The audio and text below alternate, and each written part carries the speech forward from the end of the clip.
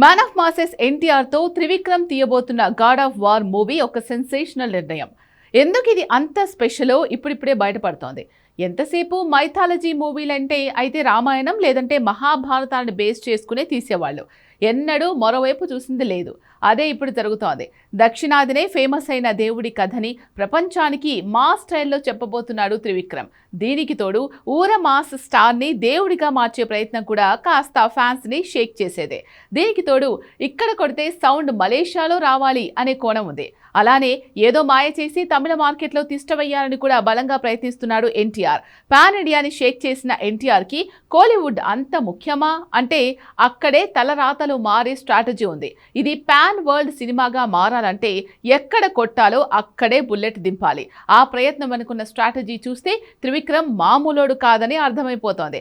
ఆ ప్లానింగే రాజమౌళి అండ్ టీంని షేక్ చేసేలా ఉంది.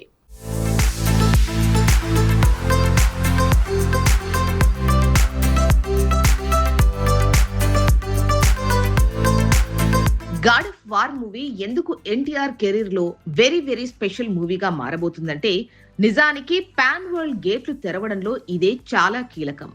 రాజమౌళి తన వారణాసితో పాన్ వరల్డ్ గేట్లు బద్దలు కొట్టాలనుకుంటున్నాడు. దానికి తన దగ్గరలో స్ట్రాటజీ ఉంది. కానీ త్రివిక్రమ్ డైరెక్షన్ లో ఎన్టీఆర్ మరో కోణంలో పాన్ వరల్డ్ మార్కెట్ లోకి ఎంటర్ అవ్వాలనుకుంటున్నాడు.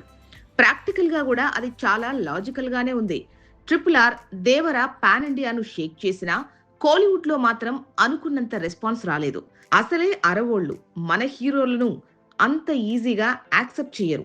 ఏదో ఒక బాహుబలి వరకు నడిచింది, కానీ మరే పాన్ ఇండియా తెలుగు హిట్స్ ను కోలీవుడ్ ఆదరించలేదు. అందుకే అక్కడ కొట్టాలని ఎన్టీఆర్ ఫిక్స్ అయ్యాడు. టాలీవుడ్ కంటే కోలీవుడ్ చిన్న మార్కెటే కావచ్చు, కానీ సింగపూర్, మలేషియా, ఇండోనేషియాలో తమిళులు ఎక్కువ. అక్కడ మన సినిమాలు పేలాలంటే కోలీవుడ్ జనాలకు నచ్చేలా మూవీ చెయ్యాలి. అందుకే గాడ్ ఆఫ్ వార్ మురుగన్గా మారిపోతున్నాడు ఎన్టీఆర్. అంతేకాదు, పాన్ వరల్డ్ మూవీ అంటే భారీతనం కంటే లోకల్ కథనే ఇంటర్నేషనల్ స్టాండర్డ్స్ లో తీయాలనే స్ట్రాటజీనే త్రివిక్రమ్ ఫాలో అయ్యేలా ఉన్నాడు. ఇక మైథలాజికల్ మూవీస్ అంటే ఎంతసేపు రామాయణం, మహాభారతం కోణంలోనే సినిమాలు వచ్చేవి. ఫస్ట్ టైం దక్షిణాదిలో ఫేమస్ అయిన మురుగన్ కథతో ఒక పాన్ వరల్డ్ మూవీ రాబోతుంది. అది కూడా కోలీవుడ్ తో పాటు ఇండోనేషియా, మలేషియా మార్కెట్లనే టార్గెట్ చేస్తూ. ఇది డెఫినెట్ గా చాలా ముదురు స్కెచ్చే. మురుగన్ అంటేనే సౌత్.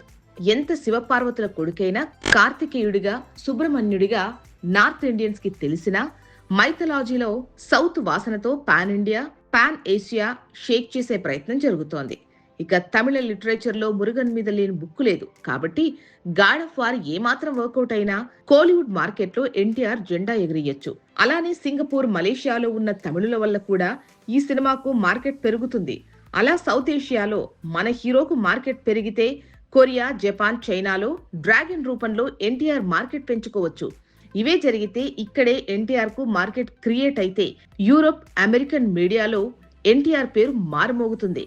ప్రజెంట్ కొరియన్ వేవ్ నడుస్తోంది కాబట్టే అక్కడ ఎవరు జెండా ఎగరేస్తే వాళ్లకు మిగతా ప్రపంచ ద్వారాలు ఈజీగా తెరుచుకుంటాయి.